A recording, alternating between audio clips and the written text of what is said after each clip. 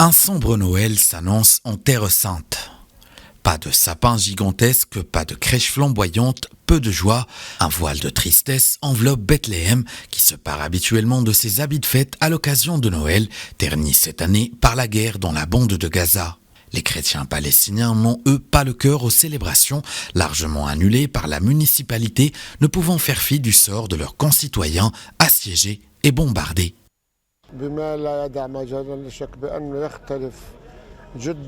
Sans l'ombre d'un doute, ce Noël est très différent des précédents. La joie est inexistante.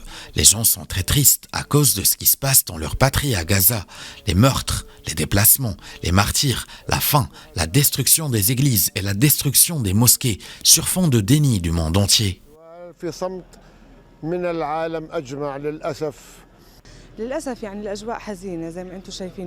L'atmosphère est triste, comme vous pouvez le constater, il n'y a personne, aucun touriste.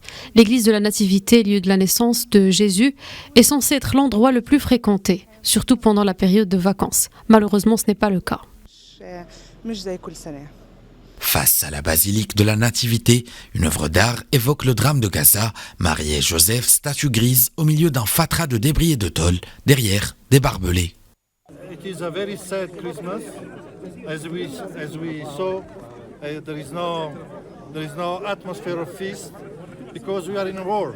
C'est un Noël très triste. Il n'y a pas d'atmosphère festive. Nous sommes dans une guerre terrible.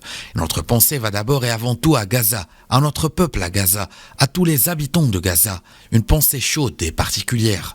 Notre communauté chrétienne à Gaza souffre. 2 millions de personnes souffrent sans maison, affamées, dans une situation insupportable. Nous prions pour eux. Nous ne prions pas seulement pour un cessez-le-feu. Cela ne suffit pas.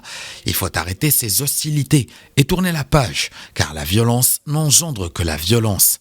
Et le message de Noël n'est pas la violence, c'est la paix. And to turn the page because violence generates only violence. And the message of Christmas is not violence, it's peace.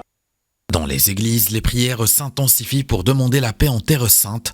Les patriarches appellent les chrétiens d'Occident à s'unir avec les Palestiniens dans la prière et à continuer à les soutenir. Par ailleurs, la parade de scouts qui réveille habituellement la ville à coups de cornemuse et tambourins a laissé place à un défilé silencieux.